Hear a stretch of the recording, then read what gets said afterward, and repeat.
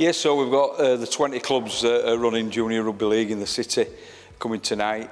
We've got a great opportunity now to showcase what we're going to do for this year in 2026 regarding the Rugby League Development Plan and all the programmes that we're going to deliver. The good thing about it is we've looked at every age group, so from primary rugby league we've got loads of coach education around the needs of children of that age. We've also got loads of interaction for them, which is the indoor touch festivals and activities through the game day stuff that we do. But also the good thing is then we're leading into, which we haven't done before, we're looking at the under-11s programme, which will be trained with the Rhinos.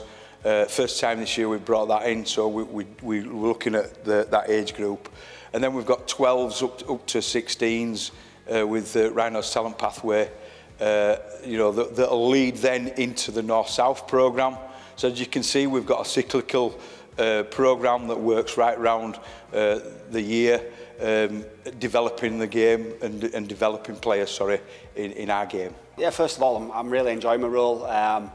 It's a bit different to what I've obviously been used to, obviously playing and coaching, so kind of finding my feet a little bit, but I've not really done much development, if I'm being honest, and it's interesting. I'm learning loads, and I think ultimately it's probably the most important job I've had. I think we're in a position now as a game where development and the community game and young boys and girls, it's really important that we get that right. So tonight's about, us as a club telling everybody and letting the world know what we're going to deliver this year regarding the plan and the development plan. And there's so many good things. We've got a really good coach education programme. Our pathway programmes are second to none. And yeah, I'm really excited to be part of that. I think it's going to be a really good year. Obviously the first team had a successful year last year and are making strides, and our job is to make sure underneath that we're supporting that, and I think we're in a really good position to do it. The Foundation's Rugby League Development Plan is fundamental to the future of the club in terms of the growth of the game in the city, having a strong, vibrant game in Leeds, but also for us from an academy point of view, it's a wider playing base. More people playing the game means we've got more young potential to choose from. Ideally we want to recruit and identify players from Leeds as much as we can, but our remit is very much the best young talent around. We look at all levels of the game, different environments, but I think there's a real good opportunity for players and coaches in Leeds to access some great programmes what the Foundation run.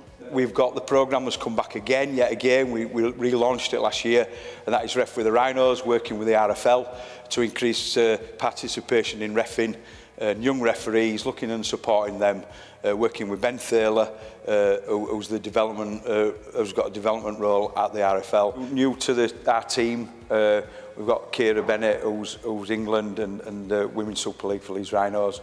She's our Women and Girls Development Officer now. There's a really good, robust programme that's going to be delivered for coaches, women and girls coaches, and also for the players. So there's a real good programme right across the board for mixed gender, and it will have a great impact on this city. Yeah, it's fantastic that we're here tonight and represented by so many community clubs. Obviously, in terms of our role at Leeds Rhinos Foundation, it's more supporting the clubs. We're launching the plan for 2026. There's lots of support and guidance in there, from getting young people playing the game to keeping them in the environments, upskilling coaches, coach education. All that we couldn't do without our community clubs across the city and wider, and the volunteers out there that put their time and effort into young people and adults across the city. It's a huge thank you. It has a massive impact on society. As we've mentioned before, rugby league is a sport that gets right into the heart of our communities and can address many issues.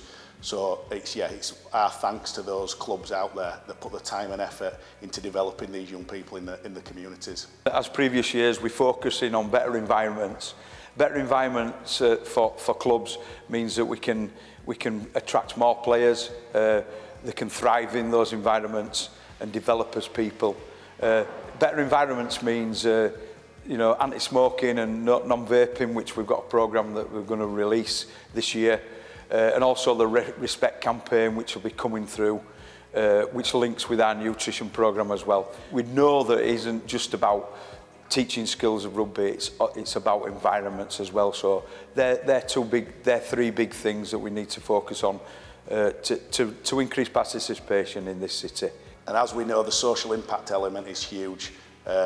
It not only does it get young people active, it addresses many social issues across the city. That's something that we're so grateful to our community clubs for supporting.